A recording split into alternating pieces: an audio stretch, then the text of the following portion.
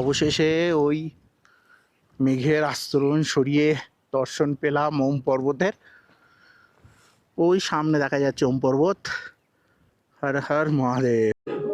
এই চমৎকার ওয়েদারের মধ্যে, যেখানে বাইরে এরকম বরফ পড়ছে, তার মধ্যে কফিতে চুমুক দেওয়ার মজাই আলাদা।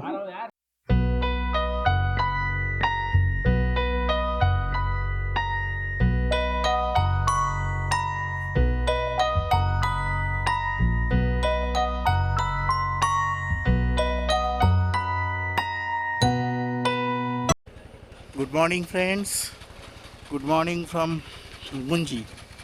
তো আজকে সকালে এখন রওনা দেব গুঞ্জির উদ্দেশ্যে। সকাল থেকে বৃষ্টি হচ্ছিল, এখন একটু কিছুটা ক্লিয়ার হয়েছে। জানি না ওম পর্বতের দর্শন পাবো কি না। কালকে তো খুব সুন্দরভাবে দর্শন পেয়েছি আদি কৈলাসের। আর এই যে এখন এই যে হোমস্টে, যেটা গুঞ্জির যে হোমস্টেটাতে ছিলাম, আদি কৈলাস হোমস্টে। আর এই যে সামনে ওয়েদার কিছুটা ক্লিয়ার হচ্ছে, আশা করি দর্শন পাবো ওম পর্বতে। দেখা যাক কী হয়। তাহলে আপাতত ওম পর্বতের উদ্দেশ্যে রওনা দিই। পর্বতের পথে চলেছি, সকাল 7:30টায় রওনা দিলাম। আর এই মোটামুটি 4 কিলোমিটার মতো আসলাম। পুরোটা অফ রোড, মানে রোড বলে কিছু নেই, রাস্তা বলে কিছু নেই, পুরো পাথরের একদম পুরো কাঁচা রাস্তা। তার মধ্য দিয়েই আমার ওম পর্বত যাত্রা আরম্ভ হয়েছে। কিন্তু এদিকে আকাশের অবস্থা যা, আকাশে কিন্তু ক্লাউড, মেঘ আছে। জানি না ওম পর্বতের দর্শন পাবো কি না, দেখা যাক ওম পর্বতের দর্শন পাওয়া যায় কি না। ভোলা মহেশ্বর সহায় থাকলে নিশ্চয়ই ওনার দর্শন পাবো। জয় বোম বোম ভোলে। আর এই যে পুরো রাস্তাটাই এরকম 20 কিলোমিটার রাস্তা। ওম পর্বতের দর্শন পেতে গেলে এখান থেকে যে জায়গা পর্যন্ত যেতে হবে সেটা 20 কিলোমিটার। আর এই ডান দিক দিয়ে বয়ে চলেছে কালী রিভার, কালী নদী। আর ওর ওই পাশটা অ্যাজ ইউজুয়াল নেপাল। সামনের দিকের বরফগুলোর গায়ে, সামনের দিকের পাহাড়গুলোর গায়ে বরফ পড়েছে দেখতে পাচ্ছি। আর এই খারাপ রাস্তার মধ্য দিয়েই চলছি, একেবারে গাড়ির স্পিড বাড়ানোই যাচ্ছে না। ওম পর্বতের উদ্দেশ্যে যাচ্ছি, যদিও এই মুহূর্তে আকাশে হালকা মেঘ, হালকা ক্লিয়ার এরকম বিষয়। তো যেতে যেতে মোটামুটি গুঞ্জি থেকে 6 কিলোমিটার আসলাম। পুরো রাস্তাটাই, রাস্তা বলে কিছু নেই, মানে রাস্তায় পিচের কোনো চিহ্ন নেই। আর এই যে পাশে দাঁড়িয়েছি কালী রিভারের ধারে, কালাপানি থেকে কালী নদী এসছে। একদম বর্ষা হবে এইভাবে প্রিপারেশন নিয়েই বেরোনো, সো দ্যাট বর্ষা হলে কোনো অসুবিধে না হয়। সামনে যে বরফের পর্বতগুলো দেখা যাচ্ছে, পিকগুলো দেখা যাচ্ছে, দেখাই। আর এই যে রাস্তা বলে কিছু নেই। আর এই পাশ দিয়ে কালী রিভার চলে গেছে।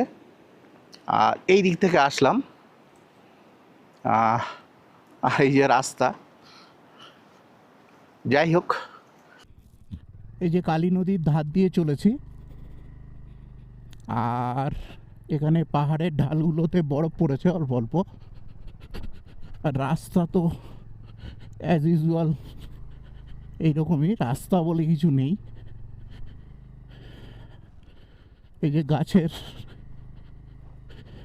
পাতায়ও বরফ পড়েছে। আর পুরো রাস্তাটাই এইরকম, পুরো রাস্তাটাই এরকম। এখনো পর্যন্ত 8 কিলোমিটার মতো এসছি, টোটাল 20 কিলোমিটার রাস্তা। আর দু সাইডের প্রকৃতি সেটা তো অসাধারণ সুন্দর, জনমানবহীন। আর তার মধ্য দিয়েই এরকম খারাপ রাস্তা, এখানে আবার চড়াই, এরকম খারাপ রাস্তায় আবার চড়াই।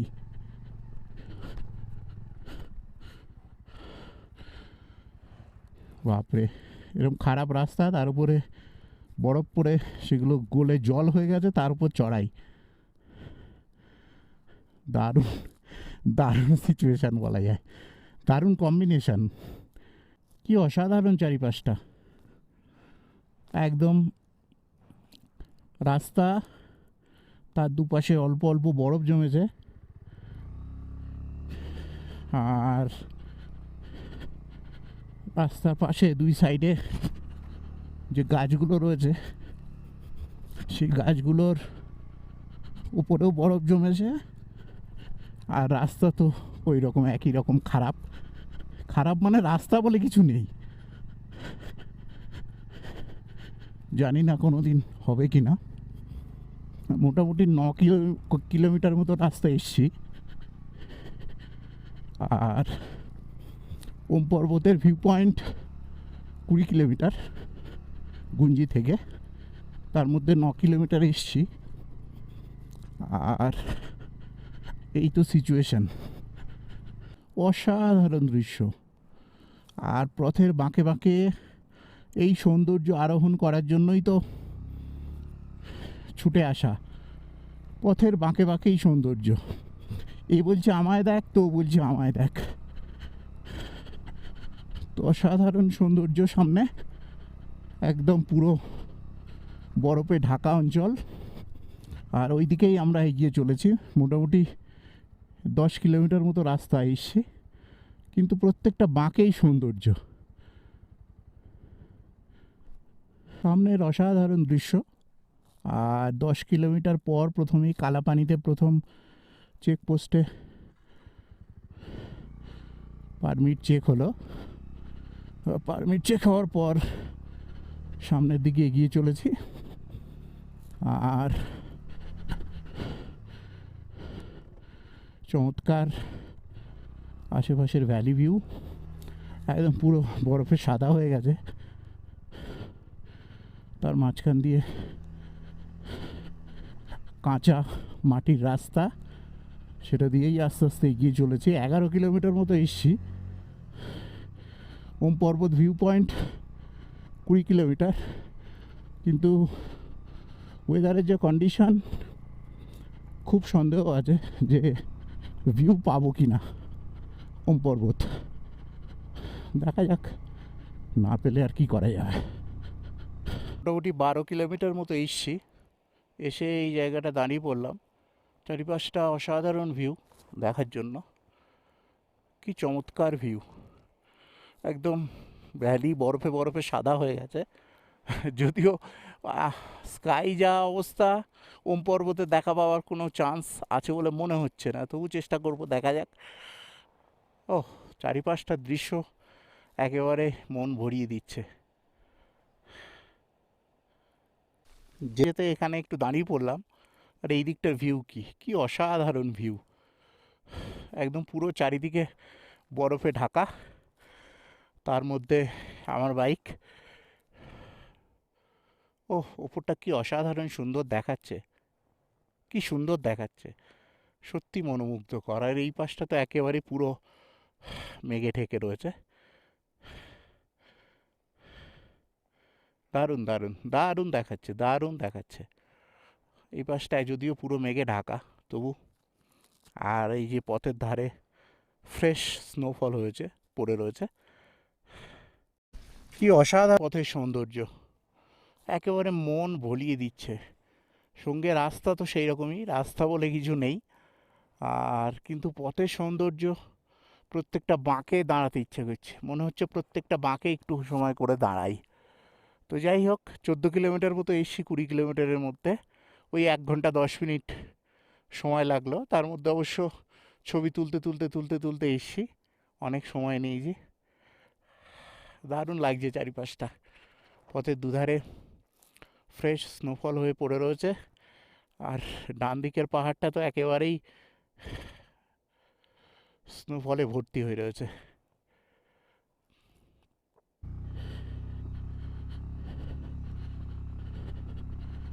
হালকা হালকা স্নোফল হচ্ছে এখন। তার মধ্য দিয়েই ওম পর্বতের উদ্দেশ্যে চলেছি। মোটামুটি গুঞ্জি থেকে 15 কিলোমিটার এসছি। আর ওম পর্বতের ভিউ পয়েন্ট গুঞ্জি থেকে 20 কিলোমিটার দূরে। আর ওই যে সামনে চমৎকার রাস্তা চলে গেছে। রাস্তা বলছি বটে, কিন্তু রাস্তা বলে কিছু নেই। আর যদিও ভিউ পয়েন্ট থেকে ওম পর্বতের ভিউ কতটা কি দেখতে পারবো জানি না, কিন্তু এই যে দুপাশের সৌন্দর্য আর এই যে রাস্তার থ্রিলিংস, সেটাই বা কম কিসের। কি বলেন আপনারা? দারুণ, মন ভুলিয়ে দিচ্ছে। প্রচুর সময় লাগছে প্রথমত রাস্তার জন্য, আর দ্বিতীয়ত অতি অবশ্যই রাস্তার সৌন্দর্যের জন্য। এই রাস্তার সৌন্দর্য এত অসাধারণ যে বারে বারে থেমে এর সৌন্দর্য আস্বাদ করতে হচ্ছে। ভালো রকমের স্নোফলস কিন্তু আরম্ভ হয়ে গেছে। বেশ ভালো রকমের স্নোফলস হচ্ছে। আর তার মধ্য দিয়েই ধীরে ধীরে সাবধানে চলেছি ওম পর্বতের দিকে। সামনেটা তো পুরো বরফে সাদা হয়ে গেছে, আর ওয়েদারও খুব খারাপ। এবং এই মুহূর্তে ভালো রকম হাইটেই আছি। পুরো আমার হেলমেটের কাঁচ ভিজিয়ে দিচ্ছে স্নোফলসের জন্য হেলমেটের কাঁচ ভিজে যাচ্ছে পুরোপুরি। ভালোই স্নোফল হচ্ছে, বেশ ভালোই। তার মধ্যে একটু দাঁড়ালাম। এখনও ওম পর্বত যে ভিউ পয়েন্ট সেটা 3 কিলোমিটার দূর। যদিও এই যা ওয়েদার, এখান থেকে ওম পর্বত ভিউ পাওয়ার কোনোরূপ সম্ভাবনা আছে বলে মনে হচ্ছে না। তবু যাচ্ছি, অন্তত ভিউ পয়েন্ট পর্যন্ত পৌঁছাই। কি ওয়েদার মাইরি, একটা চরম অ্যাডভেঞ্চার। ও, এই দিকটা তো একেবারে পুরো সাদা হয়ে গেছে। পেছন দিক থেকে এই দিক দিয়ে আসলাম, চলে এসেছি ওম পর্বত ভিউ পয়েন্টে। কিন্তু এই যে এই রাস্তাটা সোজা উঠে গেছে লিপু পাসের দিকে, কিন্তু আজ লিপু পাসের দিকেও রাস্তা বন্ধ। মানে এত স্নোফল হচ্ছে, আর এত স্নোফলের জন্য সামনে ওম পর্বতের ভিউও দেখা যাচ্ছে না। তো যাই হোক, উপরে মন্দির, ওম পর্বতের মন্দির, ওই পর্যন্ত যাই, গিয়ে তারপরে দেখি।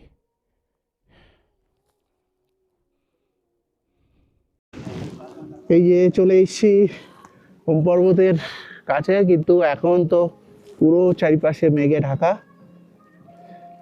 ওম পর্বত দেখা যাচ্ছে না। কিন্তু চমৎকার তুষারপাত হচ্ছে। এই চমৎকার তুষারপাতের মধ্যে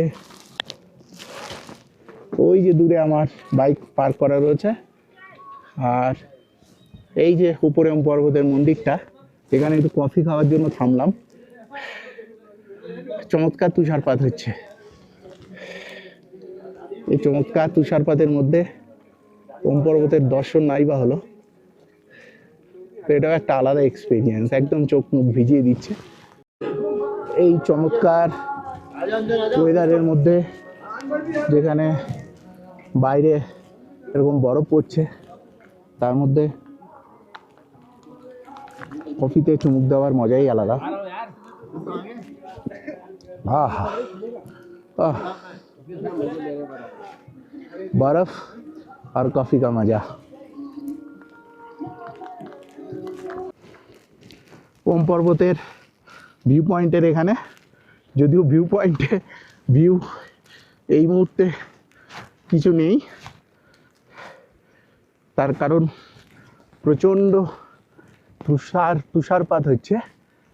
আর এই যে ভিউ পয়েন্ট, আর ওই নিচে আমার বাইক পার্ক করা রয়েছে। আর এই যে ডান দিকে রাস্তাটা সোজা ঘুরে ঘুরে চলে গেছে লিপু পাসের দিকে। ওখানে বাইক অ্যালাউড নয়, গাড়ি করে যাওয়া যায়, কিন্তু গাড়ি করে গিয়ে আজকে সব বন্ধ, মানে এত তুষারপাত হচ্ছে, পুরো বন্ধ আজকে। আর এই যে ওম পর্বতের মন্দিরটা একটু ঘুরে আসি। এই যে ওম পর্বত ভিউ পয়েন্টে চলে আসলাম, কিন্তু কোনো ভিউ নেই এই মুহূর্তে, পুরো মেঘে ঢাকা। আর এই যে সামনের দিকটায় ওম পর্বত, প্রচণ্ড তুষারপাত হচ্ছে। আর ভাবিনি এরকম তুষারপাতের মধ্যে নিজের বাইক নিয়ে এত দূর চলে আসব। সবই ভোলা মহেশ্বরের কৃপা, যদিও তার দর্শন আজকে পেলাম না, কিন্তু না পেলে কি হবে, যে দর্শন পাচ্ছি সমানে তুষারপাত হয়ে যাচ্ছে। আর সেই তুষারপাতের মধ্য দিয়েই চলে এসেছি নিজের বাইক চালিয়ে ওম পর্বত এর পাদদেশে। আর এই দিকটা প্রোটেক্টেড এরিয়া। আর ওই যে সামনে উপরে, ওই যে উপরে ওই দিকটায় লিপু পাসের জন্য চলে গেছে, যদিও লিপু পাসের দিকে বাইক যেতে দেয় না।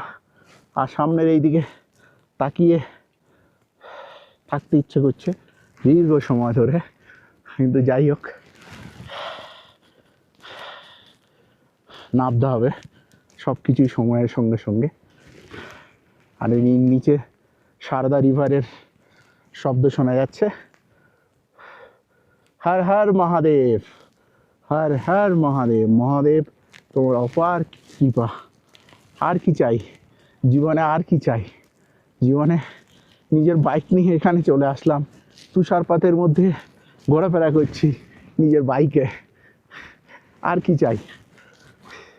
ওম পর্বতের দর্শন হয়তো পেলাম না, কিন্তু যে যা পেলাম সেটাতে মন খারাপ করার মতো কোনো জায়গা নেই।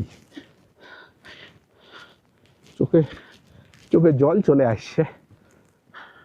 হর হর মহাদেব, হর হর মহাদেব, তোমার অপার করুণা।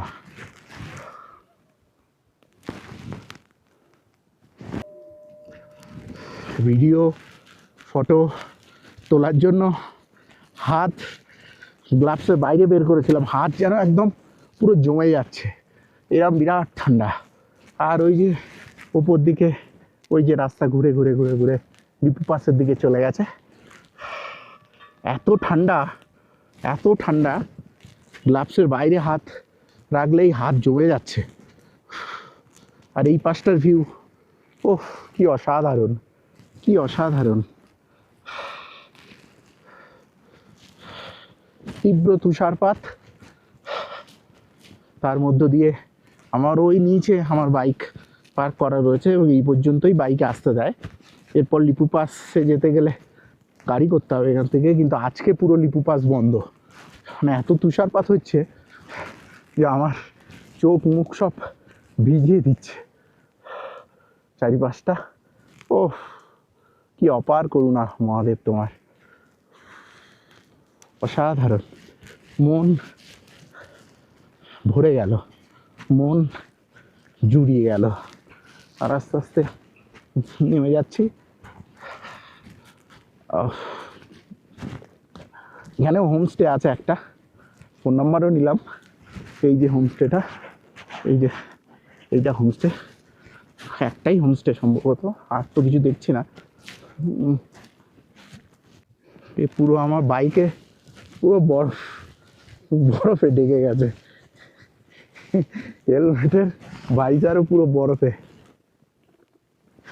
পুরো বরফ ঢেকে গেছে হেলমেটের ভাইজার। ও আর এই যে সোজা ওই দিকটা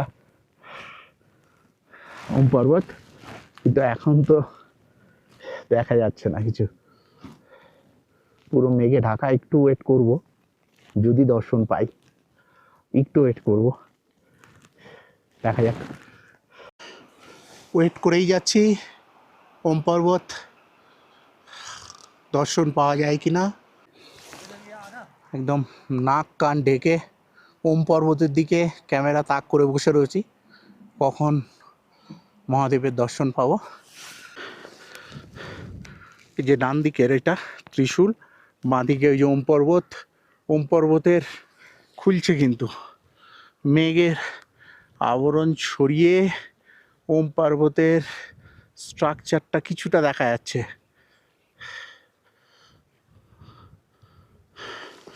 এই যে ডান দিকে ত্রিশূল, এই যে লেফটে মেঘের আবরণ সরিয়ে ওম পর্বত কিন্তু অনেকটাই দেখা গেছে। জানি না এর থেকে ভালো দেখা যাবে কি না। ওই যে ওই মেঘের আবরণ সরিয়ে এইটা ত্রিশূল, বাঁদিকে ওম পর্বত, হ্যাঁ অনেকটা দেখা যাচ্ছে।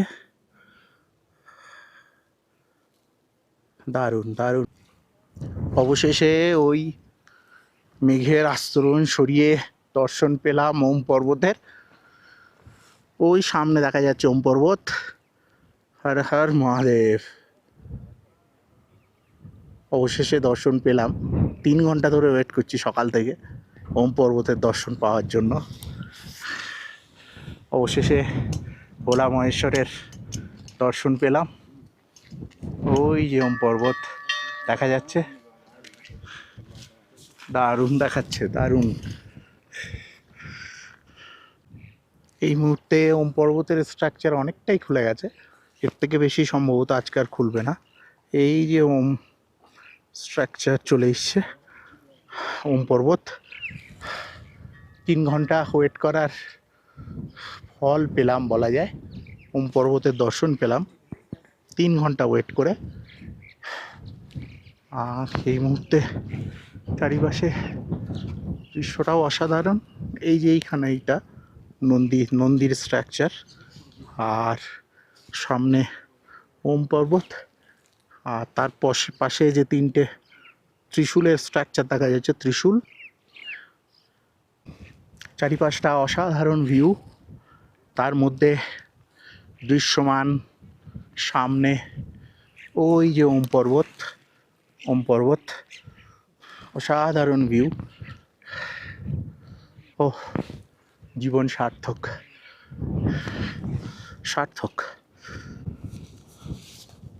ওম পর্বতের দর্শন পেলাম, মনে হচ্ছে জীবন সার্থক। আর এবার এখান থেকে নেমে যাচ্ছি। আর যে অভিজ্ঞতা নিয়ে ফিরছি সেটা অনন্য, অসাধারণ। লিপু পাসে যদিও যেতে পারলাম না, কারণ লিপু পাস বন্ধ, তবু ওম পর্বতের দর্শন পাওয়ায় জীবন সার্থক। এই জন্যই তো এত কষ্ট করে এখানে আসা। এবার ফিরে যাচ্ছি এখান থেকে, আর যেতে যেতেও বারবার দেখতে থাকছি চারিপাশের অসাধারণ সৌন্দর্য আর ওই সামনের অসাধারণ ওম পর্বত। ওই যে ওম পর্বত, কিছুটা মেঘে ঢাকা, কিছুটা খোলা, সেই অবস্থাতেই ওম পর্বত। আর চারিপাশে সৌন্দর্য তো অসাধারণ সুন্দর। এর চলে যাচ্ছিলাম, যেতে যেতে এই মোড়টায় ওম পর্বতকে শেষবারের মতো দেখে যাচ্ছি। এখান থেকেই মনে হয় সব থেকে ভালো দেখাচ্ছে। কি অসাধারণ লাগছে ওম পর্বতকে। ওহ অসাধারণ, অনন্য অসাধারণ। এই যে চারিপাশটা বরফের ভিউ, তার মধ্যে আমার বাইক, আর এখানে প্রচণ্ড হাওয়া, আর ওই যে সামনে ওম পর্বত। জয় ভোলা মহেশ্বর। ও অসাধারণ অসাধারণ। শেষে ফেরত যাচ্ছি। ভোলা মহেশ্বরের কৃপায় ওম পর্বতেরও চমৎকার দর্শন হয়েছে। আর সামনের ভিউ একদম পুরো, রাস্তা বলে তো কিছু নেই, কিন্তু বাঁদিকের পাহাড়টা পুরো পাহাড়গুলো বলবো পুরো বরফে ঢাকা। আর ওম পর্বতের ভিউ পয়েন্ট যেটা, সেই ওম পর্বতের ভিউ পয়েন্টে কিন্তু বিএসএনএলের নেটওয়ার্ক আমি পেয়েছি। বিএসএনএলের থেকে কথাও বললাম, বাড়িতে ফোন করে জানালাম। আসলে সকাল 9টা নাগাদ এখানে এসেছি, আমি 3 ঘন্টা ওয়েট করলাম ওম পর্বতের দর্শন পাওয়ার জন্য। অবশেষে ভোলা মহেশ্বরের কৃপায় ওম পর্বতের দর্শন পেয়ে ফেরত চলে যাচ্ছি গুঞ্জির উদ্দেশ্যে। গুঞ্জিতে যে হোমস্টেতে আমি ছিলাম, সেই হোমস্টেতে আমার লাগেজ রাখা রয়েছে। তো ওখান থেকে লাগেজটা নেব, নিয়ে নিচের দিকে রওনা দেব। পঞ্চচুলি বেস ক্যাম্প যাবো এরপর এখান থেকে। কিন্তু পঞ্চচুলি বেস ক্যাম্পে মানে দারমা ভ্যালিতে আজকে পৌঁছতে পারবো না বলেই মনে হয়। দেখি রাস্তায় কোথায় থাকার জায়গা পাই। তবে গুঞ্জি থেকে নেমে যাব, যেখানে থাকার জায়গা পাবো সেখানেই থেকে যাব। আর এই আমার 160 সিসির অ্যাভেঞ্জার নিয়ে আসা সার্থক। যা দর্শন পেলাম, মন ভরে গেল। এরপর কালাপানিতে কালী মন্দির, যেখান থেকে মনে করা হয় কালী নদীর উৎসস্থল, সেটা একবার দর্শন করব। দর্শন করে তারপর গুঞ্জিতে নামবো। আর রাস্তা তো এইরকমই, রাস্তা বলে তো কিছু নেই।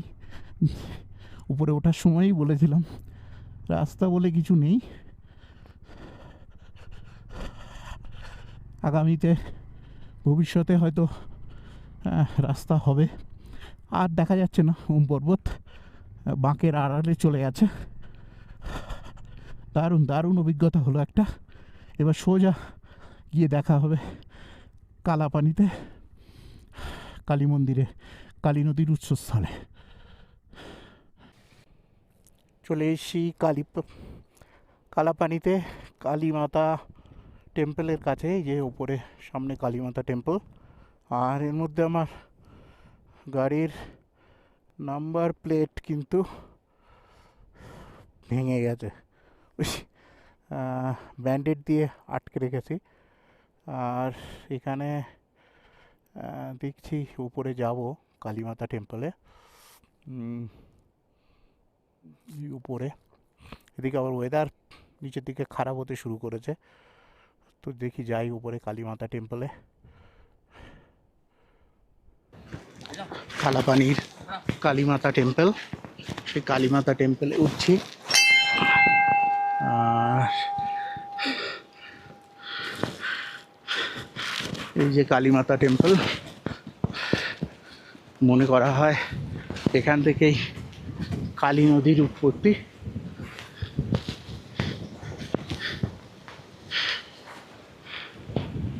এই যে পুরো কালী নদীর জল চলে এসছে এখানে। এই যে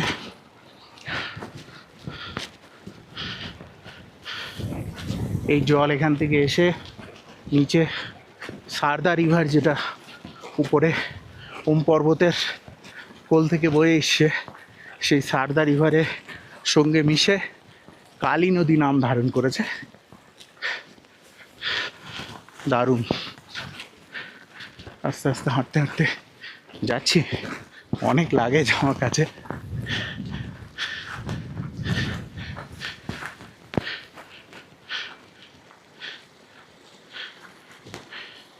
এই যে সামনে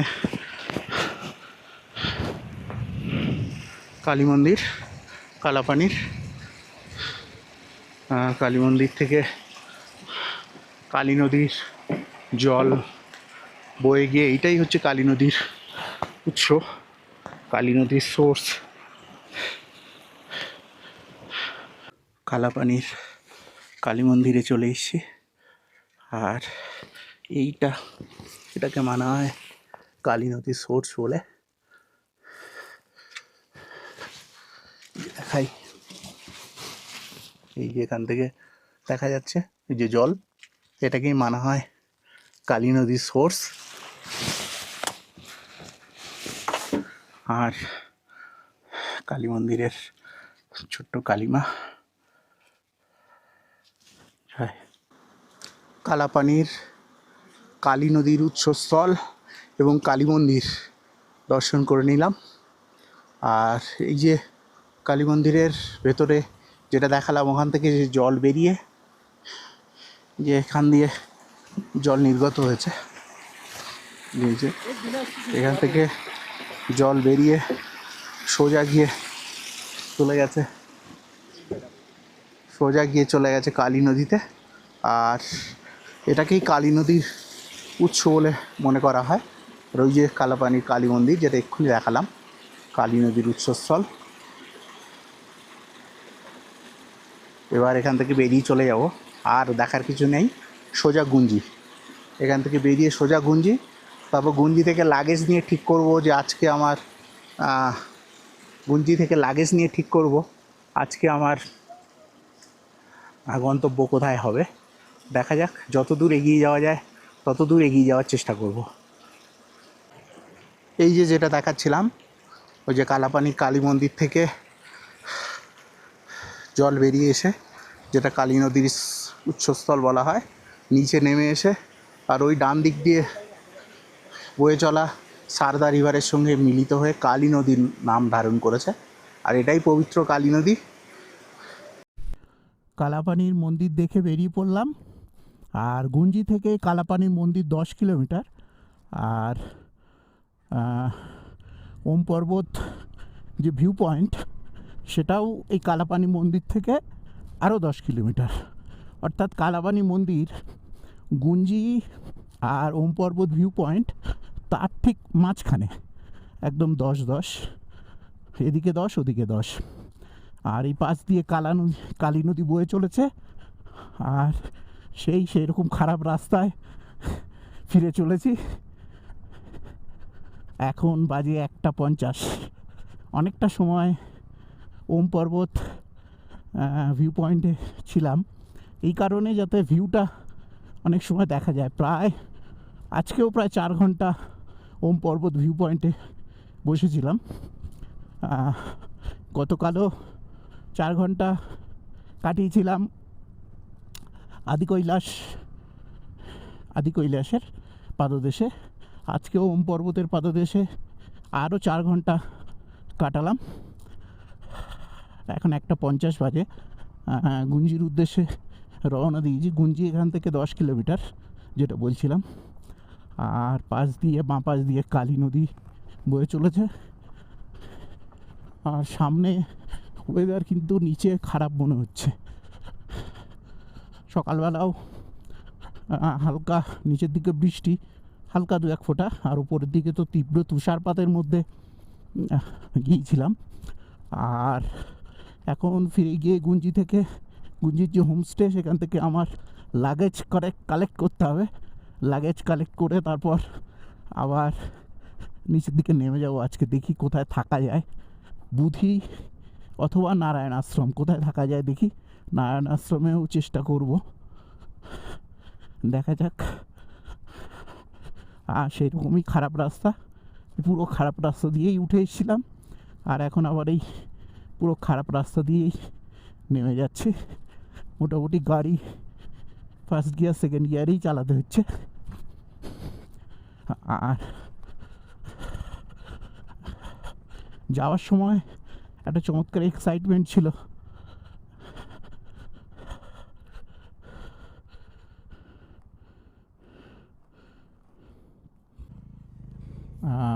গুঞ্জি থেকে বেরিয়ে পড়লাম। গুঞ্জি থেকে বেরিয়ে টার্গেট মোটামুটি আজকে যা করেছি, এখন 3টে বাজে।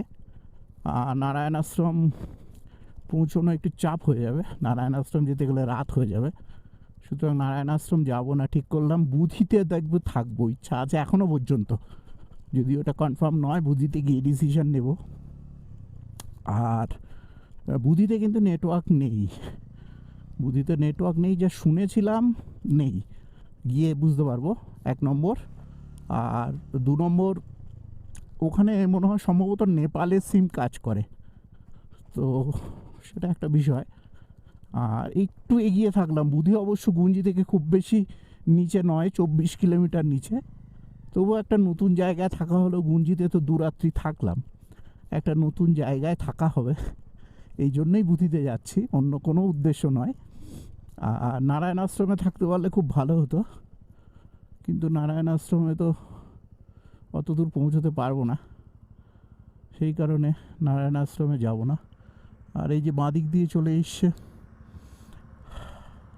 কালী রিভার, ওই পাশটা নেপাল, কালী রিভারের পাশ দিয়েই যাচ্ছি।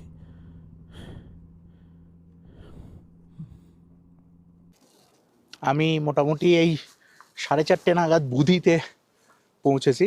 আর বুধিতে পৌঁছে এই যে সামনে এই যে হোমস্টে, এই হোমস্টেটা নিলাম। এই হোমস্টে থেকে আর এখানে কিন্তু ইলেকট্রিসিটিও নেই, আর ইলেকট্রিসিটিও নেই, আর নেটওয়ার্কও নেই। তবে এখানে বিআরও কাজ চলছে, বিআরওর একটা ওয়াইফাই ইউজ করে বাড়িতে একটু যোগাযোগ করে নিলাম।